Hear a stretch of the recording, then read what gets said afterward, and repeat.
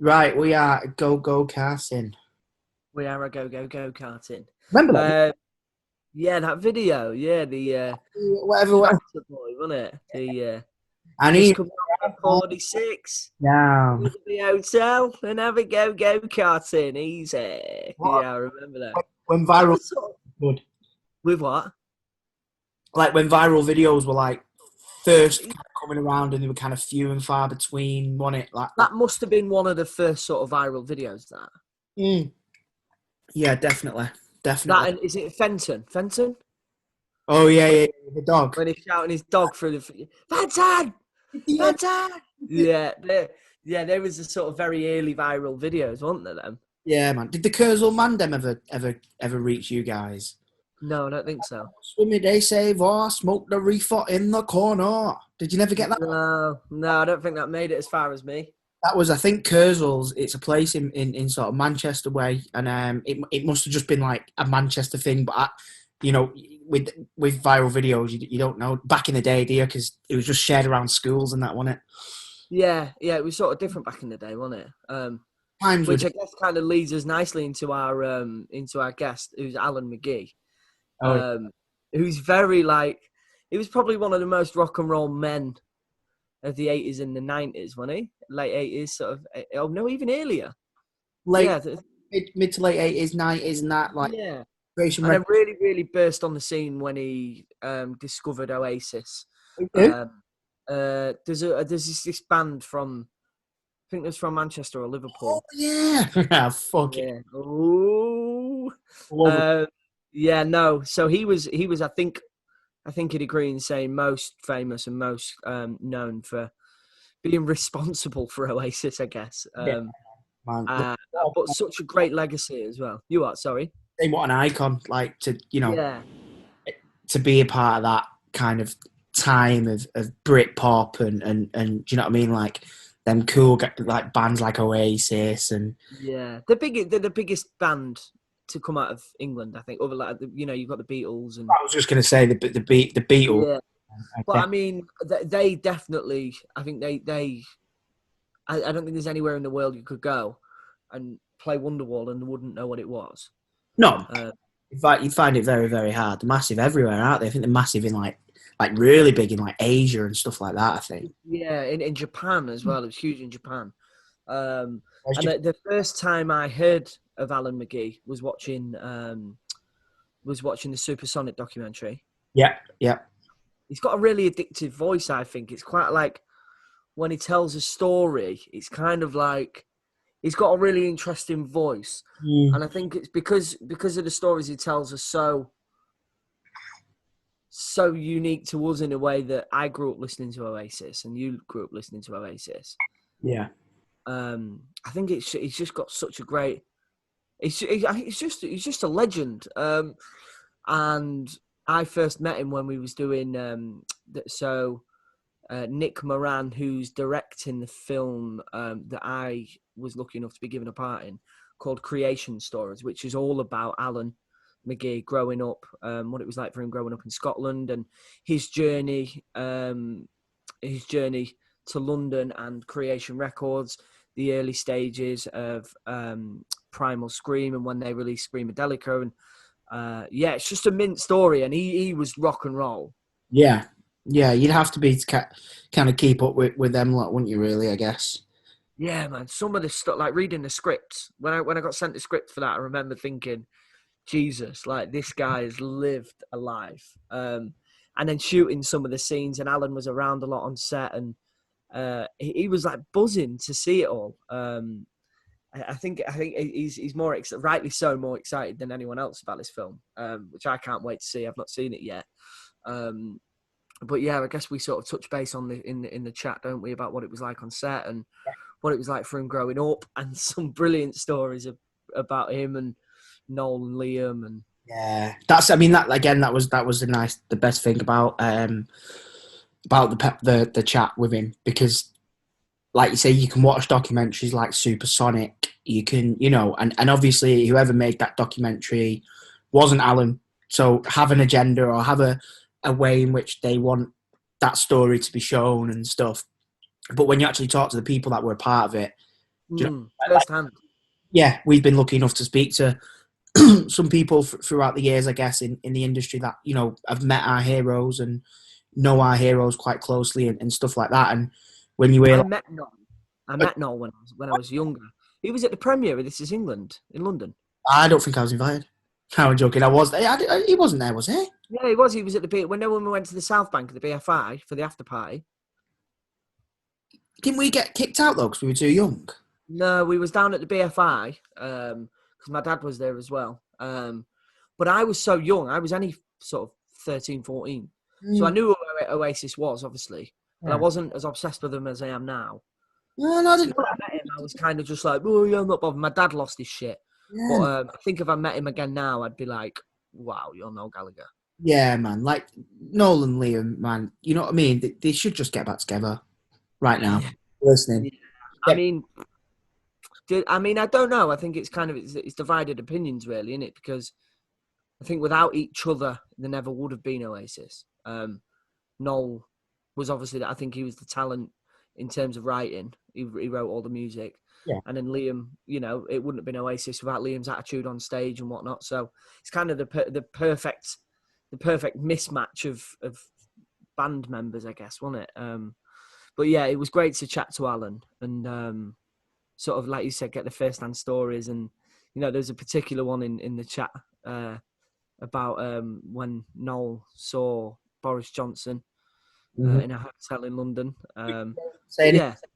Listen to the podcast. Yeah, but it was it was a great chat, and he's just so down to earth and just so cool, man. Like, he's such a geezer. I mean, he's got to be what now, 60?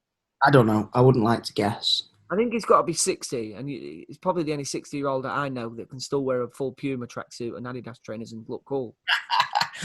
Pull it off. So, Alan's subject was or is, should we say, the Monarchy. Yeah. But we chatted quite a bit here now. I'm just wary of the time, so let's bang Alan's interview on. Sorry, I said the I word. And then afterwards, guys, I know I say this a lot, but after the chat, there's still a little bit of time left on your timeline if you look or whatever. We do have like a little chat afterwards as well, so try and stick around for that. And we'll tell you who's next week's guest is. We don't even know yet. We're going to have that discussion right now.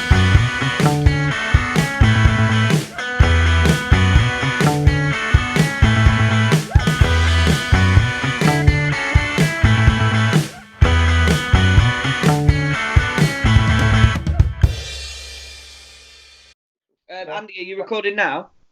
Yeah, all good, mate. When you ready? Yeah. It's great to have you here, mate. Yeah, as you know, like when we first met, for me it was like because me and Alan worked together on a film called Creation Stories, which is about Alan's life. And I think I'd done a couple of days on set. And I kind of every morning I'd get there and I'd say to the producers, I'd like, is Alan here? Is he in today? Is he in today? And then when I remember when I saw you in the pub for the first time, and I was like, oh, it's great. But I didn't know who you were in the beginning, right? And you know, and you came up and you went, "Oh, I'm playing Dick Green," and I was like, "All right, okay, cool." You're looking kind of Dick Greeny, right? I get it, right? And then, and by the way, Thomas nails Dick Green, absolutely gets it, right? In the film, I've seen the film 4 times now. But anyway, I didn't know who Thomas was, and I went, "What's your name?" At the end of talking to him for 10, 15 minutes, he went, "Thomas Turgoose," and I went, "All right, man, right, whatever." Right. And then I don't know why, but I put you in Instagram, and you had about 100,000 followers, and I was like, "Oh, fuck, you must be famous." And no, I just didn't work out who you were. Do you know what I mean? And you were mates with Vicky and Jonathan, and then it all started to vaguely, for me, add up and go, all right, now I get it, you know. But I just thought you were a kid that had got a lucky break. Do you know what I mean? Oh, mate, no, that's exactly what I was when I first started. Well, you was, 15 years ago, weren't you? So, yeah, literally. Yeah, I was. I'm just a fraud, really. One day I'll get caught out for being. We all are. That's the joke. Everybody just makes it up as they go along, and then when you've had a bit of success, people think you really know what you're talking about. But I think you're born a fraud and you die a fraud. Really, we're all basically chancers. Do you know what I mean? Yeah, I get that. So anyway, I think most of the people I know can't believe they're getting away with it. That's the truth. I think I genuinely, like when I'm on set, particularly with creation stories, like that for me, like growing up a massive fan of Oasis and Primal Scream and yourself, it was like you get to work every morning, and I'm like, today will be the day where a big hand will go on my shoulder and just go, bang, I've got you, I've caught you. And it's like, but I guess that's like, that's just us realizing how lucky we are to do what we do. Like, we're so like fortunate to do the jobs that we do, and fortunate to love it as well, because the amount of times that, you know, your friends will come home from a day, like a 9-to-5 job, and they're moaning about the job, and, you know, and I guess the only person that can ever really change that is yourself. So we're very fortunate enough to I mean, it's very the only time I moan about work is when I'm not working. Do you know what I mean? Oh yeah, I agree. I mean, this is difficult at the moment during the coronavirus thing, because basically we've all had loads of stuff cancelled. You know, I've had to cancel tours, Glastonbury's for bands, Q&As, you know, records coming out. I mean, just messy. Do you know what I mean? I dread to think how, because obviously you're running your own business, so you've got so many people that are working under you, and you're the kind of the person that they're not so much anymore, dude. I mean, I used to be back in the 90s, Thomas. There was 50 people worked for me in England and 50 people worked for me around the world. It was about I was in charge of about 100 people. But now I'm not in charge of really anybody. It's just I do it. I hire in the radio plugin, I hire in streaming plugin, I hire in the PR. I've got 2 people that are consultants that fire into my management company, so there's only 3 years run it. Because it's went digital and phones, I'm charting records off an iPhone with no staff, you know what I mean? The world changed, didn't it, you know what I mean? Yeah. The game the acting is probably very similar still, but I think the music game's really changed, do you know what I mean?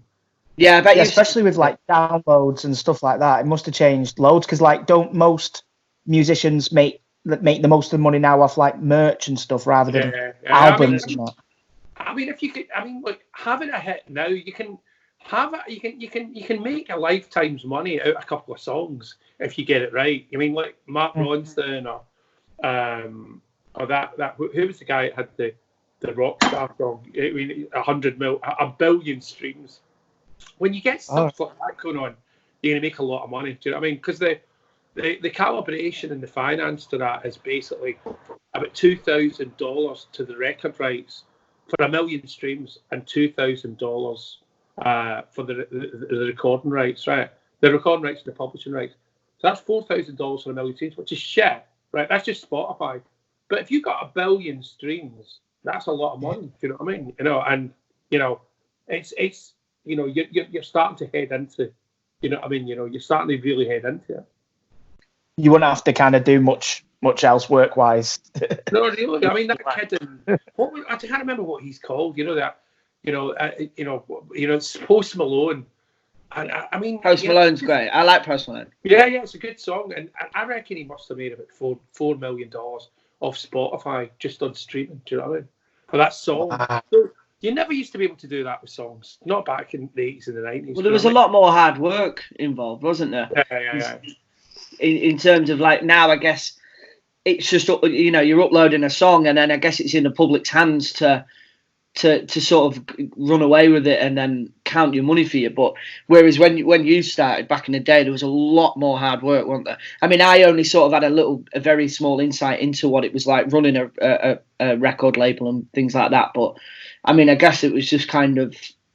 But I mean, you famously enjoyed your time, didn't you? I did. We were talking about it earlier on, but it's like I think we were a sort of us in Factory. We didn't go out of business. I got fed up with the major, but Sony actually went bankrupt. I think Factory Creation, they were very different kind of record companies from what else was going on. Because I think Tony felt part of the culture the way that I did and the way that all my bands did. Do you know what I mean? And I think most of the other record companies in the 80s and the early 90s, they weren't really about the cash. Do you know what I mean? And I don't think it's any different now, really. You know what I mean? But I suppose we were amazingly lucky, to be honest. Do you know what I mean? I mean, that's what we were. Yes, we all are. We all are. We came through at a time, Thomas, that we could be fucking crazy and get away with it and have hits. I'm not sure we can do that now. It never. I mean, that was one thing that I was thinking whilst we was making Creation, was like, I wonder what it would be like now if Creation Records was still a thing now. Couldn't And get away with that behaviour. and what kind of bands and things that you'd sign, because now I've noticed a lot, like I've got a few friends who are in bands who are doing really, really well, but I don't think there's much thing as rock and roll anymore. No. They're not rock and roll. Like I remember the guys who actually created the jingle for this podcast are good friends of mine, the Sherlocks. Which I think you're familiar with them, man, yeah? Yeah. Yeah, so I remember when I first got chatting to them online, and it was like, come along to a gig, and I was like, yeah, all right, cool. Went and watched the gig, and I was like, wow, it was crazy. And then they said, come back and have a drink, and I was like, this is rock and roll, baby. Got there, and they're all stood there with like fizzy water, and I'm like, this is what I expected. So I think it's just like the whole rock and roll thing's changed now. I guess it's kind of hard to find a band that don't care as much. Do you know what I mean? Different times, and also you got to understand. I mean, what age are you, Thomas? About 32 or 20. something like that? Jesus, I'm only 28, mate. Chill, come on. 28. So very young, right? But when we started breaking, I was your age. You're just a little. I was a wee bit younger actually. About 25, 24. Actually, 24 when I was managing Mary. But by the time I got to 27, ecstasy had appeared, and like you living in Wythenshawe, man, it's like, you know, I ended up as it's in the film, right? I went up and lived in Manchester, but that drug changed the cultural landscape. It fucking did, man. It was like that bit in the film. There's an amazing bit in the film where Thomas plays Dick Green and Ewan McGregor and the Ed Ball character.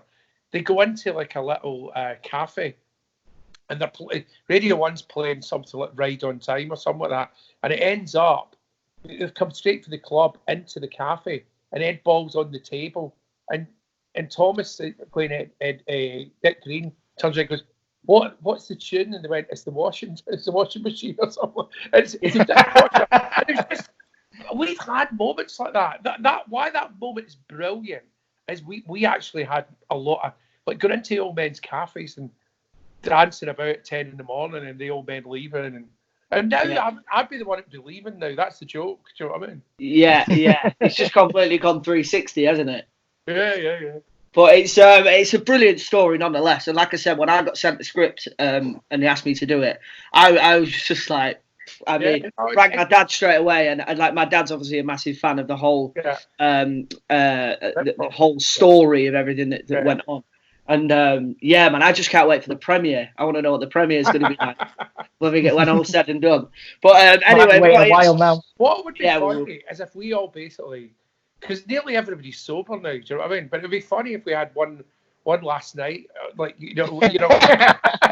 Just one relapse night. Imagine. Yeah. Oh God! I tell you, mate. I was saying to Andy just up before we started recording. I thought that I lived a pretty rock and roll lifestyle. I thought I was pretty like, well, back in the day, and not so much no more. But when I was sort of like 20, 21, I was pretty full on. But then looking back and the stories that you've told me as well, I'm like, no, actually, my life's a bit like. We were out of control, though. I mean, it's not a good place to be. We all ended up like having nervous breakdowns in rehab, so it's not as if we dealt with it particularly well. It was messy. Do you know what I mean? No. But anyway, like we so obviously on Overrated Everything, we don't just talk about the sex, drugs, and rock and roll of the 80s and 90s. Mostly we do. Mostly we do. But we get a guest on every week, and they share with us a subject that they feel is overrated. And your subject, obviously the listeners will know by now, but Andy was buzzing when you said about that. Well, the only reason I chose the Monarchy was I'm Scottish. I hate them, right? But I won't be just personally vicious about them, although I might veer into how stupid they actually are as people. Right? But the truth is, I mean, why do we put up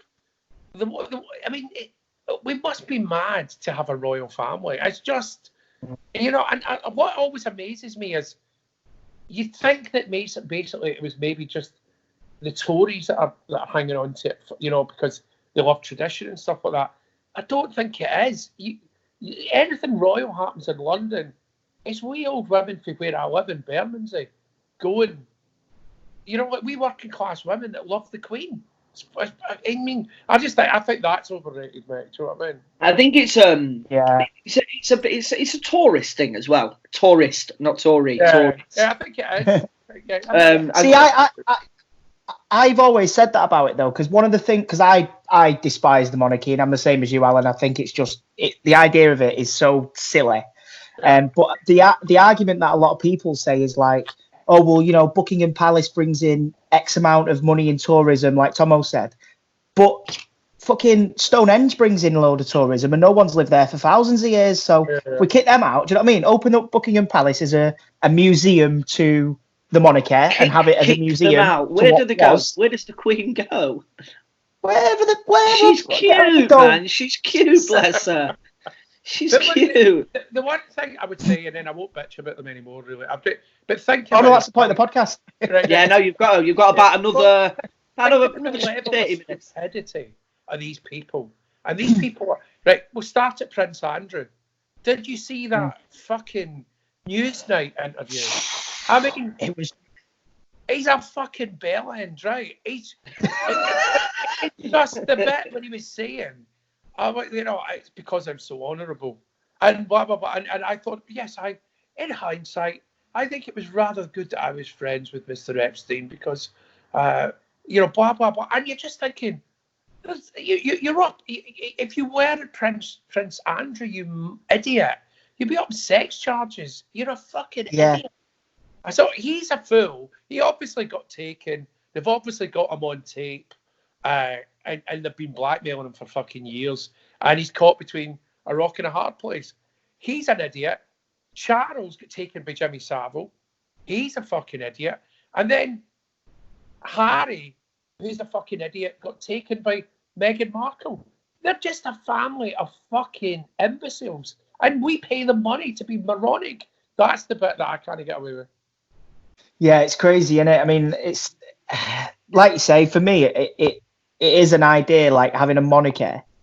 It's it's a Stone Age idea, isn't it? I can't remember who it was. I think it was like Russell Brand or someone, and he was saying like, can you imagine if you're on a plane and it crashes and you all survive and you're on a desert island?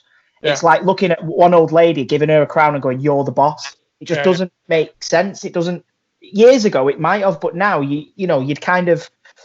Voting for leadership is better, and obviously we do have that in this country. But still, the fact that we have a monarchy, the fact that we kind of, we're not free citizens, are we? We're British subjects. Yeah. It just boggles my mind. Now, we're a lot. It might be because I'm 59 and I'm actually genuinely old now, but we've culturally, because of the internet, I think. We've worked out the middle classes pretty well now, right? You look at William and you just think, you fucking wet blanket. And no way that you'd be fucking her unless you weren't the fucking next king. Because she's fit and you're a fucking idiot, right? You're looking at her. Right? Nobody's fucking fooled by it. Do you know what I mean? It's like, it's what it is. You're a wet blanket. Whether he's thick or not, I presume he is, but the Queen, fair enough. The Queen's a Queen. I've got no beef with her, really, other than I don't think we should have one. Prince Philip's just a fucking bitter old racist. But it's the other three, Andrew, Charles, and Harry. They're fucking thick. What? Is Harry the one who does live a bit of a boy's lifestyle, though? He's the one that was out. He was out in Vegas, wasn't he? There was photos of him on a. He's become an uber liberal now, Thomas. Do you know what I mean? Because he's got the he's got the trendy wife, but it's like I think the thing is I think because it's all the inbreeding, they're just thick as fuck. Do you know what I mean? Yeah, definitely. What do you two think? I'm being a bit rotten. No, mate. At the end of the day, that's why we get people on to hear their views. But I mean, I quite like the royal family, but I guess I don't think about it as in depth as you guys. I guess I'm kind of just blind to it all in a way. Like complacent. I'm complacent with it. I think she's cute. I think the Queen's cute. Thomas, I got invited to Buckingham Palace. Huh? Around the time, when I went and visited Blair, and I was Yeah, I know. in the government, because Blair loved me so fucking much, right? The Labour Party were all over me at the end of the 90s, right? Charles invited me 3 times to Buckingham Palace to meet him for supper, and I couldn't fucking do it because I always saw the Labour Party as ultimately my party, and let's try and make it. And I changed the law. I got this thing through called the New Deal for Musicians, and I got the musicians in the country for 10 years, for 97 or 98 to 2008, you could claim benefits, right, and be a musician, right? So, I never ultimately had a problem with being friends with the Labour Party and ending up in the government. Fucking, that's wild, but that kind of happened. But the royal family, I could never be down with it. And if I'd played the game, and I got a fucking gong, and I ended up OB or whatever, because I've sold enough records to qualify for it. But I just fucking hate them. Yeah, I've always thought that. Like, obviously, in our game, acting that, I've always, you always think, oh, if you did this and you did that, I think I'd be the same as you. I don't think I'd you look at people. If they invited you down to Buckingham Palace to become Sir Andrew Ellis, you wouldn't do it? Nah, I'd denounce it. Yeah. Wow. Because unless they're going to give me a fucking sword and a shield, I don't want to be a knight. Do you know what I mean? That's not a knight. If I want to be a knight, I want a sword, a shield, I want to go scrapping with dragons. Some people are into it because I'm friends with Bob Geldof, and he loves it. Whenever he goes to court for anything, if the judge isn't being... Does he go to court a lot? Yeah, sometimes he gets called in for he's always in and out of court, Bob. You know what I mean? He gets he's always getting the business or blah blah blah. And I think the time the story he told me this one, I'm going to tell you, I think it was to do with it was to do with custody of children or something like that. Right? But anyway, he went on in and the judge goes, Mr. Geldof, and he went to the judge, the High Court judge, he went, Sir Bob Geldof.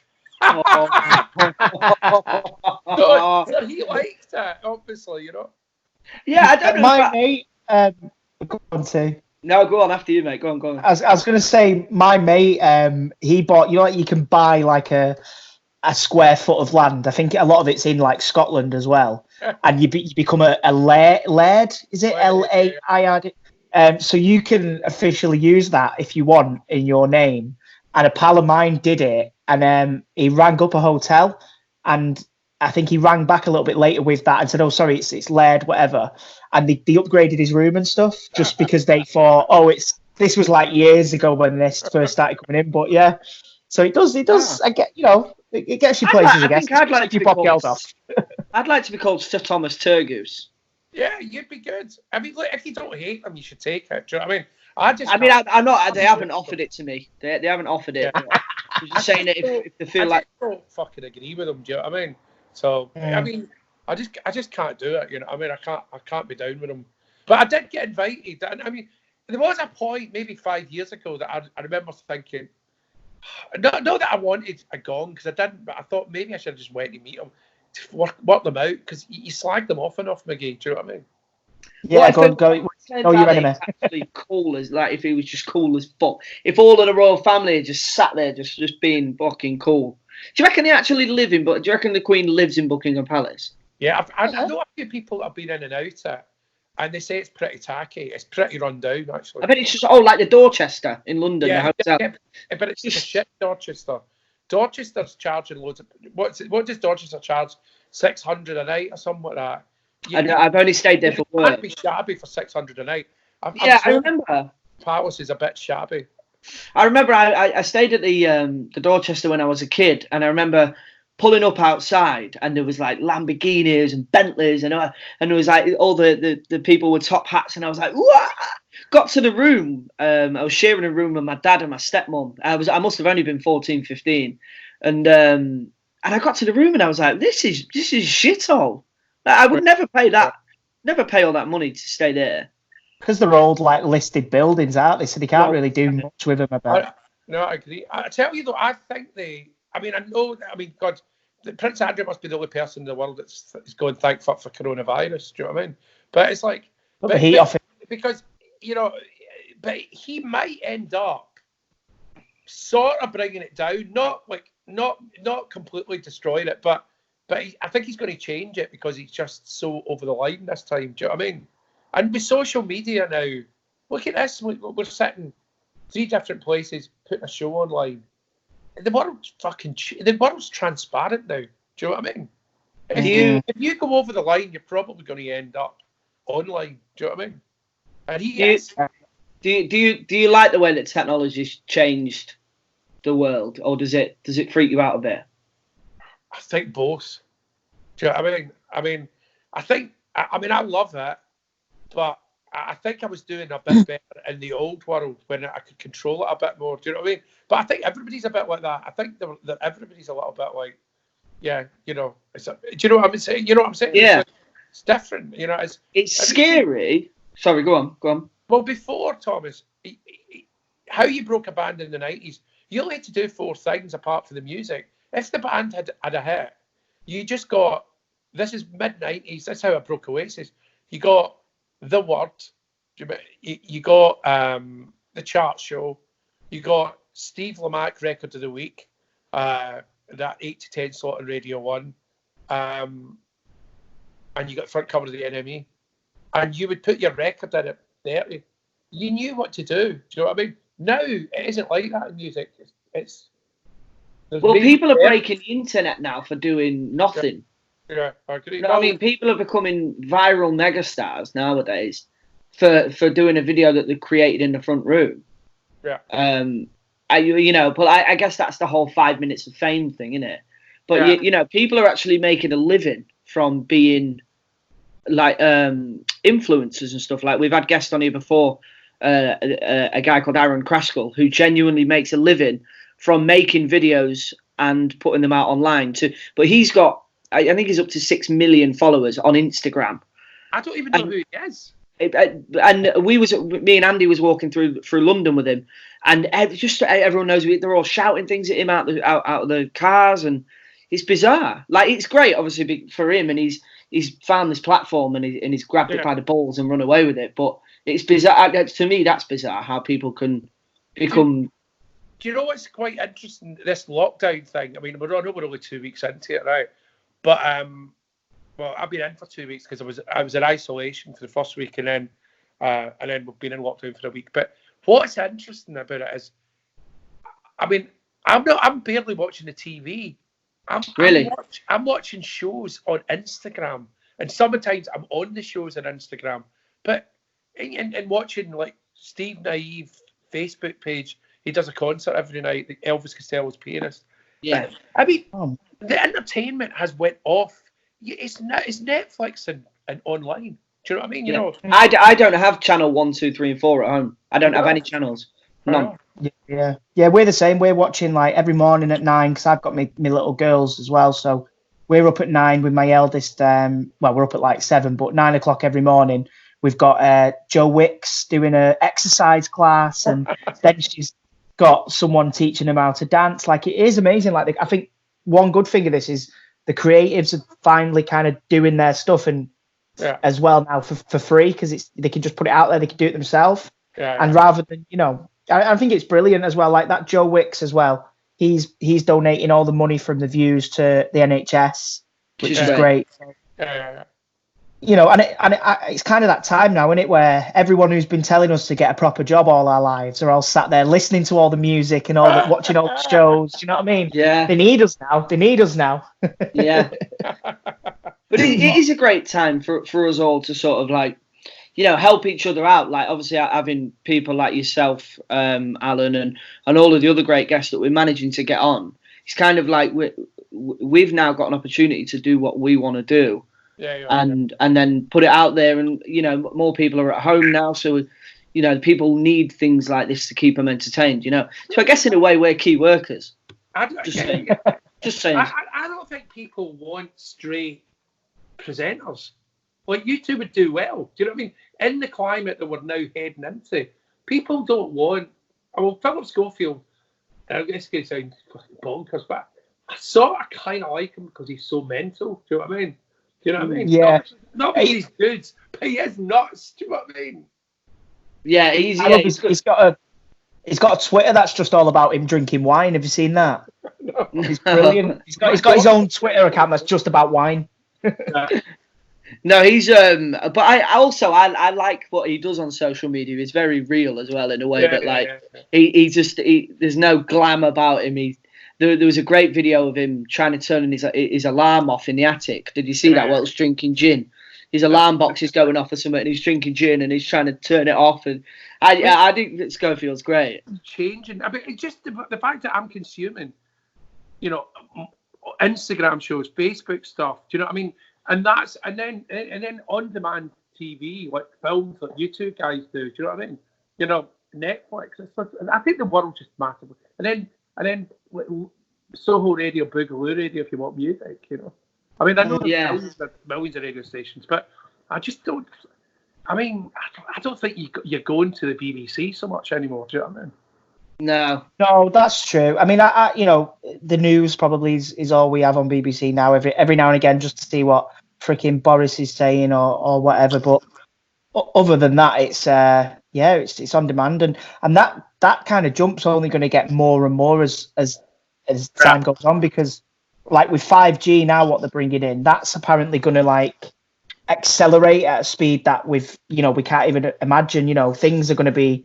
This time in 10 years, we'll look back at this time and go, how did we manage without this or that? You know what I mean? Which is already bonkers to think that we're all in isolation at the minute, but the world's so much connected. Like, could you imagine doing this in the 90s? Do you know what I mean? Isolation, you just wouldn't be able to do it. You'd be pulling, you know what I mean? I know the world. I mean, technology, that's what when you were saying, do you embrace it? And I'm going, yeah, I do. But I'm like everybody else. You're a bit like me and Thomas were talking, and he went, Skype, McGee, and I went, I've got the app, and I went, I haven't used it for years, Thomas, and he went, neither have I. So we're all still chancing it a bit, you know what I mean? Yeah, but I guess I'm still learning about Skype now. It's been a thing for years, but someone asked me if I wanted to do a podcast over Skype, and I was like, how does that work? Blah blah blah. And then we explained it that we can do this, and for us, it's just improved our concepts. I think, because now we're able to record video as well, which is more content, and it also opens up more gates for us to get guests, because if we was to come down to London to say to record this episode, it would mean the cost of getting on the train and travel and finding an hour that you've got during a busy schedule, same with us. So it's kind of like that's the exciting side to technology. I think it makes everything easier, but it's also like it takes away the fun of the struggle, if you like. Do you know what I mean? Yeah. And what but then guys got coming on? Are you both got stuff when you come out of this? Are you going to both get stuff on? Yeah, I've been waiting on a job now. Welcome to episode 1 of the Alan McGee podcast. Hey, Thomas Turgoose and Andrew Ellis. Well, I may as well go there. Yeah, I've been waiting on a job for a little while. That's supposed to be taking off. It was supposed to be May. So obviously that'll get pushed back now. But I've got a film coming out again. Don't know when now, but that was supposed to be sort of tail end of this year. Yeah. But yeah, I think everything's just been put on a hold. Really, you're partway through Smart IT. Yeah, well, I was on an 8-month series, so I was filming for 8 months, and then what was the series, Thomas? It's a new one for Sky One called Intergalactic. So it's a sci-fi. With the hopes of going on to more. So we was nearly finished. We had 3 weeks left, and obviously with everything that's going on, they had to shut down filming. So hopefully we can go back in the summer and pick it up, because we never got to say bye to anyone. We spent 7 months. I spent 7 months with these people, more time with these cast and crew in Manchester than I did with my wife. So like these people become your family, and then suddenly we didn't get to say bye. So it's like it's all a bit bizarre. So hopefully we can go back in the summer and pick it up, and then have a proper rap party and say bye bye. And it's crazy. But it's crazy times, man. It is mental times. It's like it's nothing like I've ever experienced in my life. Anyway, I don't think anyone else have they. That's the thing. It's mad. I don't know. I bet Alan's experienced something similar to this. Not being able to leave the house for a couple of weeks. Listen, I've been I'm officially weird, dude. That's why I'm finding it easy. Do you know what I mean? Well, I think we've been training for this for years, particularly as actors, because we spend so much time out of work. Yeah. I sit at home all day because all my friends are at work, and I sit at home all day. And you busy yourself, and you learn how to enjoy your own company. So now people say to me, how are you getting on with the isolation? And I'm like, I've been training for years. I do this. This is my day-to-day life. But then it also gets to the point where that little part of when you know you're not allowed to go see your friends, or you're advised not to go see your friend, makes you want to do it that little bit more. So I think that's the hardest thing. And just being able to go for a swim and I know the swim one for me, Thomas. That's the one, man, because I swim every day. Yeah, I swim a lot. Yeah, because I've got the health club just at the bottom next to the river. Because I live right in the Thames, and I mean that's the one. I haven't swam now 2 weeks. Go in the Thames, mate. You'll be all right. Yeah, actually, I haven't swam since last Monday. I mean, yeah. Could you imagine getting in the Thames? Yeah. Oh, yeah. They'll have dolphins in that next week, like Venice. Maybe. That's the great thing. That's one thing I've noticed, and I'm not really I don't really actively go out of my way to save the planet. Obviously, I'll try and make my differences as I can as a person, but I'm not an activist. I don't go out and things like that. But having seen what's happening with the pollution and what's happening with the planet, and it's being able to breathe, I'm a massive fan of that, and I love it. I love seeing everything that's going on, like all the pollution. I mean, did you see that? There was a graph of the pollution of the UK from when we started isolation to now, and it's like just that the air pollution is just so much better. Yeah. Because nobody's doing anything, you know. We're all, I mean, have you noticed the murders have went up though? The what? The what? Murders? The murders, yeah. I love that. What there? Yeah. I think there've been like 9 people that have basically went crazy in their houses and killed their wives or for their families and mad shit, man. That's crazy, man. Yeah, I mean, you're going to get a lot of people that can't get on, you know. I mean, just fucking breaking up. Yeah, that's it. Wow. Well, the divorce rate in China, quite high after the isolation. I'm quite lucky. Well, yeah, like you were going to say, you're quite lucky because you and your wife get on, but you've not spent 24 hours. No, that's not what I was going to say. We don't. No, we don't. What I was going to say is I'm lucky she's still working. She's at work. But so do you reckon it's going to be funny, isn't it? I mean, there's going to be a lot of people coming out the other end going, "Fuck that," you know. I'm out of this. It's going to be difficult. Well, do you reckon it's going to change anything in regards to like power and stuff like that in terms of the monarchy and leaders and stuff like that? Do you think, because now surely we're seeing that socialism's working, right? With the state helping out and stuff like that, we're seeing that, things that Jeremy Corbyn was laughed at not too long ago and things like that, kind of like, oh, what we have to put money into the NHS, or we have to look after the poor. The Tories are reluctantly starting to do that now, I guess. I don't think anything's really going to change. I think society will change a little bit. Do you know what I mean? Because I think, we've all started doing, like, the fact that we're all in the house. Do you know what I mean? Blah blah blah for the NHS. We've all become a little bit more like got to try and cut other people's slack. But the monarchy ain't going anywhere. They're like the cockroaches. You can fucking nuke them and they'll still, Prince Andrew will still come out. Do you know what I mean? They're fine. And then, I don't know, the politicians, I think they're all as bad as each other, ultimately, do you know what I mean, so. My worst fear is coming out at the end of this and having to pass a fucking statue of Boris Johnson in London. Imagine that, like you've got Churchill and all that, and then one of Boris Johnson because he's done well. I just can't be doing with that, mate. Yeah, he is. I remember, I'll tell you a good story. You're probably like this when Tom's right. It's like, I was having a meeting, this is about 2008, with the Dirty Pretty Things. It was the Bandit and the Libertine. And Boris Johnson came on in, right, and sat. I think he was chatting up some women, but maybe not. I don't know what the fuck he was doing. But anyway, it was a Landmark Hotel, and he sat over there. And I'm not taking the piss. Noel came in, I think it was his first kid, maybe. And with Sarah shoving the pram. And the Landmark Hotel was where me and Noel used to stay in the 90s, right? You know, it was the Britpop Hotel. And it was kind of weird, like fucking 13 or 14 years later, I'm sitting having a meeting and he's come on in for a cup of tea. So he comes on in and I said to him, look over there. And Boris was the mayor of London at the time. And he goes, I know, mad. Like, nobody really knows. No, he will have a go at anybody.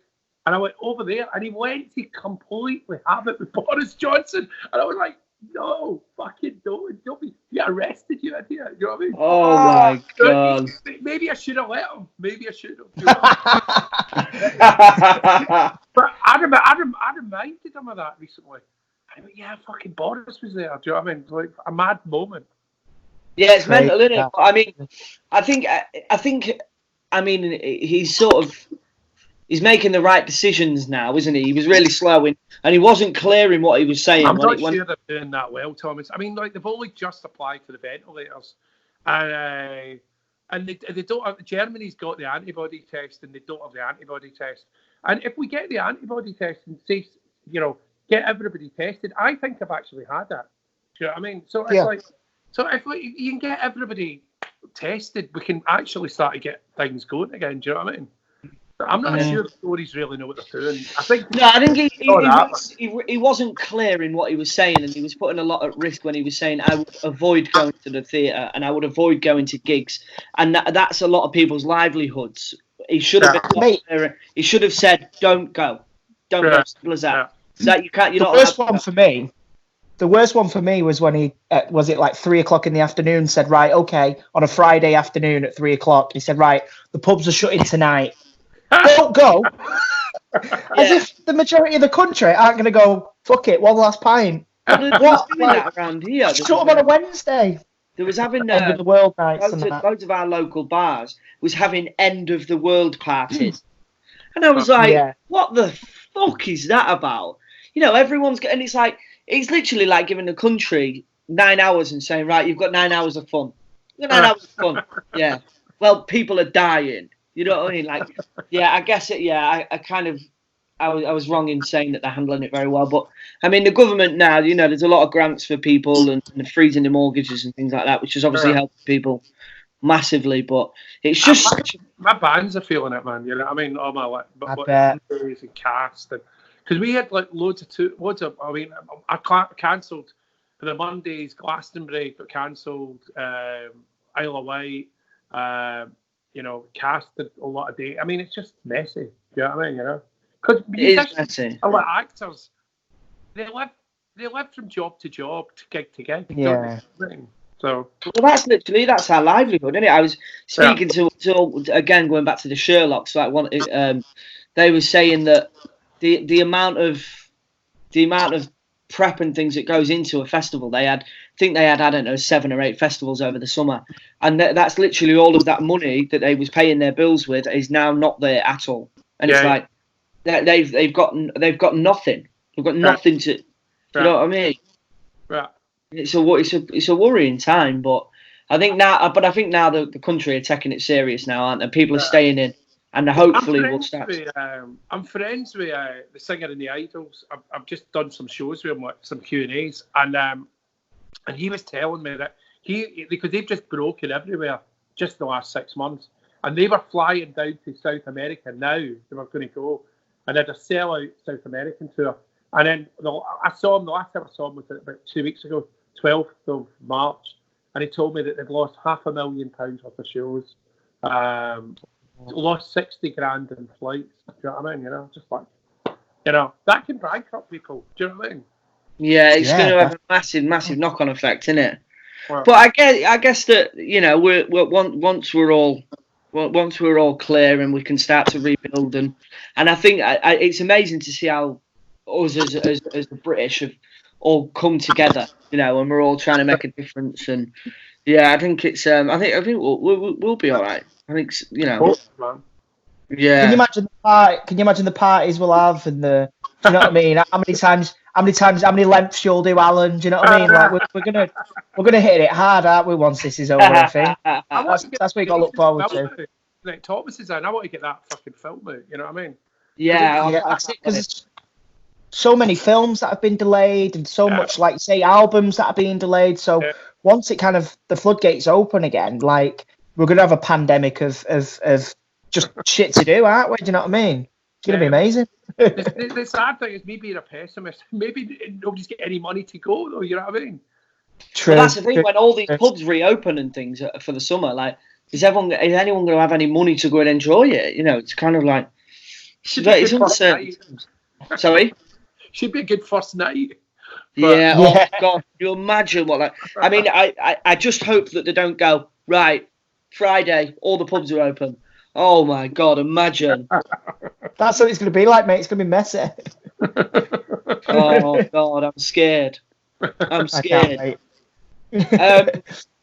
Is there this is the first time I've ever done this, by the way. So I mentioned to my father-in-law that I was speaking to you on this, and he asked me to ask you if you can recommend 3 new bands that a 63-year-old can listen to during the isolation.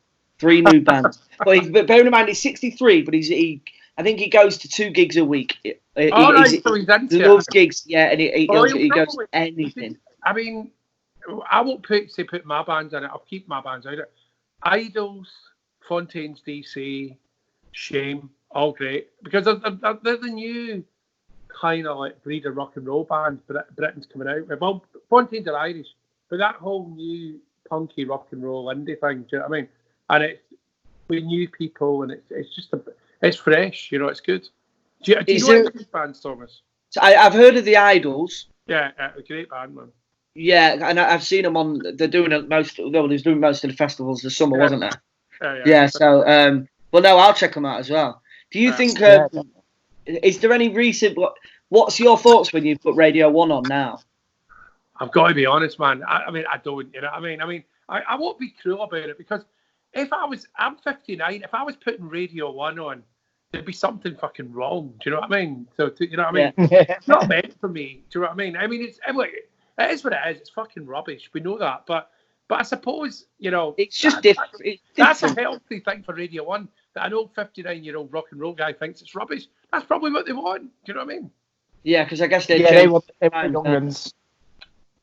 Yeah. Do you know what I mean? It's not meant for me. I think their catchment age they're going for is 15 to 24. Do you know what I mean? It's not meant for us anymore, T. No, it's not. Honestly, genuinely, was it the Brit Awards? It might have been the Brit Awards gone. When they announced the winners, I probably knew 2 of them. I probably knew 2 of the winners. And they're the biggest stars in the world at the minute. And I'm like, I couldn't tell you when. I mean, I think there was any sort of Lewis Capaldi and Billie Eilish. He's really funny, Thomas. He's great. Sorry? He's really funny. He's amazing. Yeah, he's brilliant. He's a one-off guy. I mean, usually these guys are just pompous record company clothes horses. He's not. He's actually a very funny fucking guy. I don't really like what he does, but it's not really. It's too wet for me, too pop. But I like him. I mean, I think he held his own with Noel Gallagher, who's fucking funny, man. Oh the whole thing between them is amazing. Yeah, and he didn't lose. Do you know what I mean? You know, he was. He was giving it. I thought it was great that he posted a photo with Noel's daughter. I thought that was amazing. After everything had gone on, he posted a photo on his Instagram of Noel and his daughter. I thought that was amazing. Yeah, loads of people know him, and I don't know him, but loads of my pals don't know him, and they say he's a good guy, you know. He's a lovely guy. I know him. I've been to see him a couple of times, and I've been out for a drink with him. And he's like Jesus now. Honestly, if you're in a pub with him, it's mental. It's mental. Like it's like being out with fucking Justin Bieber. If you think now, it's only sort of a year ago where no one really knew who he was. Which again, I suppose that was like Oasis. Like no one really knew who Oasis was. Yeah. And then after you got your hands on him, you know, it kind of because that all happened so quickly, didn't it? Yeah, that was. Funnily enough, I watched that film that they put out. Supersonic. I'm in that film. That Supersonic. I think I've seen that about 15 times, I think. Yeah, I only watched it that way. I watched it 3 or 4 times, but I hadn't watched it for a couple of years. But because I'm in the house, I thought I was in between Tiger King, because I'm watching Tiger King for the second time. I've not seen that. I'm on that next. Yeah, everyone's talking about that. Is it good? the best. It's as good as Breaking Really? Bad. It's genius. Oh, right, okay. Yeah, it's fucking great, man. So funny, man. The gay zookeeper, psycho, pop star. You can't invent him, and then he's not even. He's mental, but there's a guy. You just got to watch it. I mean, Yeah, I'm gonna watch the it. woman that he's at war with that basically is fed her husband to the tigers. Just fucking mental people, man. Crazy. So is it not real? Is it scripted? It's not real. No, it's a documentary. Right. Okay. Yeah, I thought it was a doc. But if they'd scripted it, Andy, I don't think they could have. I won't believe it. They wouldn't. It's so bizarre. If it was acted, you would go, "That's just not real." Why it's genius is they've actually found a bunch of freaks, and that's these people that run the zoos in America. I think Netflix are great at the minute. Like some of the things they're creating is amazing. Yeah, man. But when they put Supersonic on Netflix, Yeah. as soon as I see it, I was like, "Bosh, I watched that." I mean, I've seen it so many times. Yeah. Yeah. No, it's like the life that they lived. It's like, but Noel, I think it's Noel at the end when they just done Nebworth, and they said that was one of the last great rock and roll gigs before the internet and before mobile phones. Because I bet that's changed. So like all the gigs that you went to back in the day to gigs that you go to now, it's all people just watch it through mobile phones, don't they? I tell you when it hit me was about 2013, and I went to see Neil Young play Birmingham NEC, and I went to see Neil with a couple of friends, and it was 14,000 people watching the gig through their iPhone. Mm. And I really was like, how fucking mad is the world becoming? This is. But I'm guilty of it. I record it, but then sometimes I record a gig and I'm like, I will never watch that. I'll never go through my phone and watch it. So why don't I instead of paying 50 quid for a ticket or whatever and then going and watching the gig, and like, why don't I just enjoy it instead of? I often think if I didn't need my phone in case but I've just said it there, like needing my phone in case I got lost. Like, what would you have done at Nebworth? Watch the show. It's good. I mean, it wasn't. To be honest, Thomas, it wasn't actually a very good Oasis gig. Really? That's one thing I always say. If people say to me, if you could go to one gig, that it's that. No, it was a total event, but I'm glad I went to it. But as Oasis gigs go, it wasn't that good. It was a bit complacent. It was just okay. Do you know what I mean? Yeah. What would have been the best one? Yeah. What's it like? Your favourite Oasis? I'm just thinking. Probably Errol's Court. Between just as the second album was coming out. Nice. Yeah. That one was. I don't think they were ever better than that. That was when they were just absolutely firing. Do you know what I mean? You know, and they were right on the cusp of just becoming superstars. I was sitting watching it with Madonna to my left and U2 to my right. And I was like, and I was just thinking, this is fucking psycho. But here we go. That's crazy. What do you think to the new stuff of Nolan, like the new stuff? I think it's okay. I mean, it's like, I like it. I mean, for different reasons. I like the Noel stuff because he's still got the pop thing. It's good, and I like the Liam stuff because it's uber Liam being pop. Do you know what I mean? But I don't think either of the careers are as good as Oasis. I like the Oasis thing much better than either of the two. And that'll never change. Like after generation, like I saw Oasis in Coventry at the Rico. All right. When I was about 15, I think it was. And that's probably the best gig I've ever been to. But I think even as I get older and I have kids, my kids will be listening to Oasis, and my dad listens, and I think it'll be a generation. And the same with the Stone Roses, I think, and the same with so many great bands like we'll look at Queen and things like that. My daughter thinks it's rubbish. Thinks Oasis is rubbish. Yeah, she thinks it's rubbish. I don't know if she's reacting against me though. Do you know what I mean? I think so. I think that's because it's a dad's mute, like what you listen to. Do you know what I mean? No. I think what it is because it's difficult being the kid of somebody that's went and done something at some point, and I think. She's just like, I don't know why it was them, Dad. Teenage Fan Club was so much better. Do you know what I mean? So, God knows we kids, man. Do you know what I mean? You know? Yeah, it's bizarre, isn't it? But I think that'll about do it, won't it, Andy? Do you reckon? Yeah, we've been chatting for about 55 minutes nearly now. So, yeah, mate, Yeah. thanks What are very you going much, to put Alan. it out on, boys? Are you going to? So we put it out on like Spotify and stuff as just an audio file. Yeah. And we're going to start putting them up on YouTube as well. Brilliant. All right. We need to make a channel and stuff like that and get them on, Like that, All right. on YouTube. I don't know if it was any good today. No, it was great, mate. But that's the thing about our Amazing, mate. podcast. Amazing. The thing is about it is we just go off on chat random shit. That's all we do. I might look at it when you put it out and go, oh, actually, the royal family bit was good. I mean, I don't know if it was good or bad. You know what I mean? Well, what we'll do is honestly, we'll send it to you before anyway, so you can have a listen. No, I'm not into taking it down. It is what it is. You don't have to just put it up. But what I'm trying to say to you is, sometimes I think things are shit, and then I watch them and go, oh, it's actually good. Do you know what I mean? Yeah. The thing is with this is like we only ever really have that kind of the subject just to open up the chat really, because otherwise like we're just chatting about our careers or whatever. But it's nice to have that little subject that we can keep going back to and draw parallels from it to different things, and it just makes it flow a bit. With me, it's really a fucking pet hate. Do you know what I mean? So that's why when I go, I've got no gauge, because I don't usually go into that, if you know what I'm trying to say. So once I went, okay, the royal family, I've got no gauge on my own hatred. Do you know what I mean? Do you know what I mean? Because I don't really talk about it, but I fucking hate them. Do you know what I mean? You know. Well, that's the whole point of the thing, innit? But it's good because it'll give your fans, the people who want to listen to what you're up to and stuff. It gives it just gives them a different avenue into some of that they, because that, I mean, I reckon what we've just spoke about, you know, creation and Oasis and things like that, more than we probably would have because we get guests on and we try not to speak about their life and about everything that they do because they've done that. You've done an interview on creation and Oasis. It was kind of cool.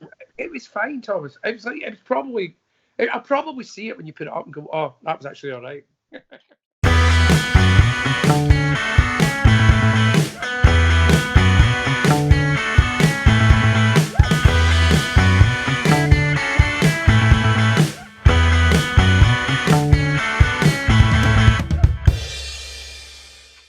Well, that was a good one.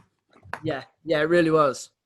Yeah, again, just what I said in the intro. Like, his voice is so addictive. Like, I just love listening to him talk. I always tune into his Instagram lives, and yeah, I think he's got a great voice, and he's a good storyteller as well. That's it, mate. And obviously, the people have now heard that kind of little gem of a story of them being at the Landmark Hotel, and Noel wanting to sort of give Boris a piece of his mind or whatever. Like, imagine if Alan wanted to stop it, what we would have seen in the news.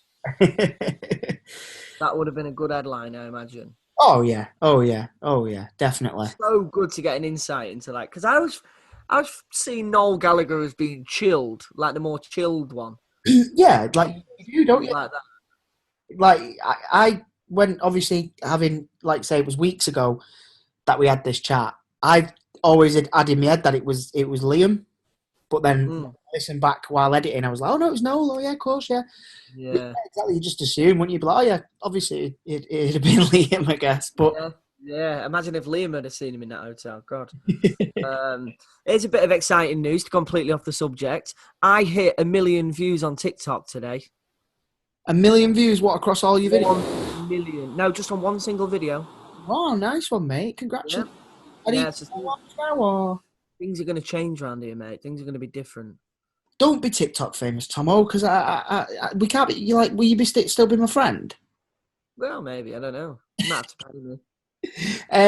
So, congratulations, obviously. Thank you. Anyway, moving swiftly back onto the subject. We'll go back onto the subject. So, the Monarchy. I mean, obviously, you heard my views on it there. Yeah, again, I just think, yeah, he's got a point. Completely right. Like, what the fuck? Why have we got a queen? Because she's cute, and if we didn't have the queen, we wouldn't have the crown. So, what, the series, you mean? Yeah. Oh, right, okay, fair. The Crown, the series is brilliant. I've got to say, it's good. I do enjoy it. Olivia Colman and so If we didn't have the monarchy, we wouldn't have the crown, and we wouldn't all fancy Claire Foy. So For you as well, yeah. But no, I think, come on, like, time to grow up now, thinking about kings and queens and princesses and that. Do you know what I mean? Like, oh mate, I'd see I'm the opposite. Like me and Charlotte, we sit and watch a few documentaries and stuff about Princess Diana, and I mean I find it quite fascinating. Princess Diana, right? Because she was like the people's princess. She was kind of, I don't know a lot about her, but wasn't she kind of a little bit against the monarchy as well? Yeah, a little bit like Princess Margaret as well. She's kind of like, she's just a bit more rogue and a little less polished than our Lizzie.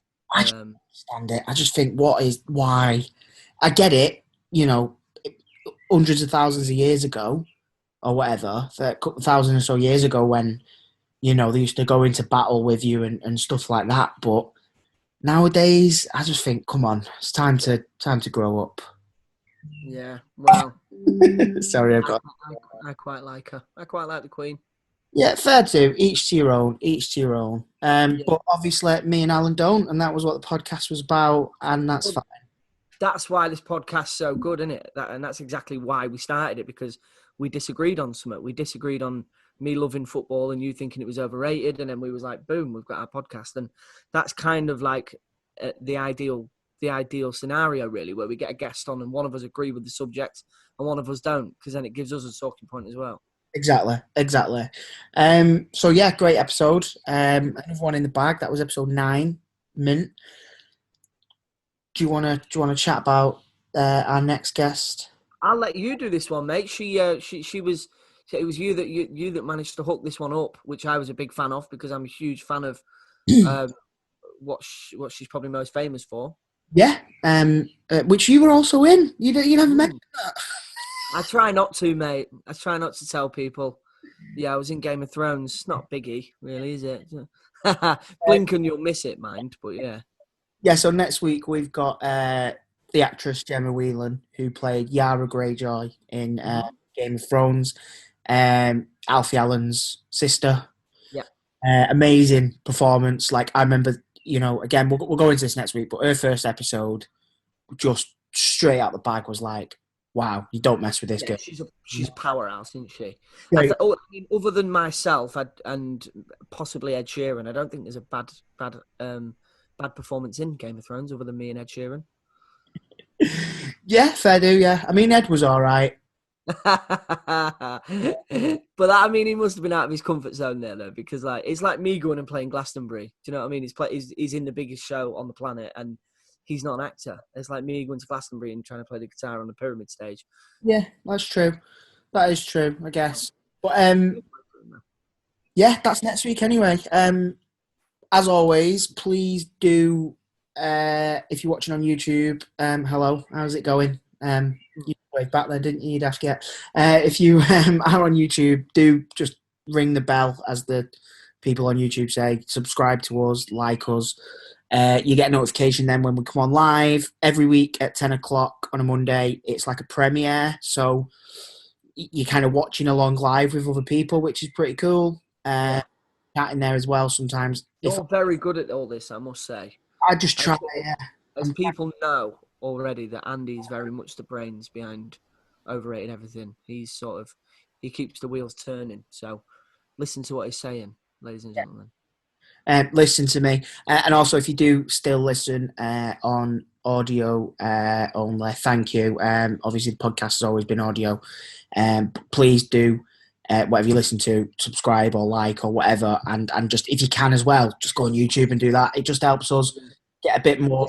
Screenshot it and bang it on your Instagram stories and exactly all that jazz. It really does help, because if you've got 500 followers, that's 500 more people that might see the podcast, and whether they're interested in the guest, that particular guest, or whether they can go back through the catalogue and check it all out. So yeah, that even just sharing little things really does help us. Yeah, and we do have a Patreon, patreon.com/overrated everything. We've had a couple of people sign up to that recently, and that's amazing. Yeah, so thank you for that. Yeah, thank you very much. Obviously, the world's a bit mad at the moment. If you can, thank you. If you can't, don't worry about it. Keep watching. And our plan is still very much to be donating everything that we get to local charities and food banks and NHS and Yeah. people who need the support. So That's as building. you know, me and Andy aren't in this for the money. We do it just because we genuinely love doing it and chatting to people like Alan and Gemma and all of the great guests that we've had in the past. Yeah, and that's building up now. So we said, didn't we? I don't know if we said on the podcast, but we said on the Instagram live the other week. It was your idea, and I think it was a great one. About looking for charities that might have been sort of not as much kind of thought about recently. Yeah. With all that's going on, obviously, the NHS, which isn't a charity, obviously, but a lot of people have been giving to the NHS, which is amazing, and big charities, big companies like that. But we want to try and find a charity that's kind of been sort of forgotten about a little bit because they're more now than ever as well. So yeah, see, I'll speak to you next week then, mate. Yeah, well, I hope I speak to you before then because we've got some planning to do, mate. We've just been speaking off mic. We've got some more great guests coming up. Some that when we did our Instagram live last week, a lot of people was asking about. So some very exciting times ahead. However, we want to get back out on the road, seeing each other, getting out there, meeting these guests, because that's what the podcast started at. That's what we want to keep it at. But obviously, we'll only do it when it's safe to do so.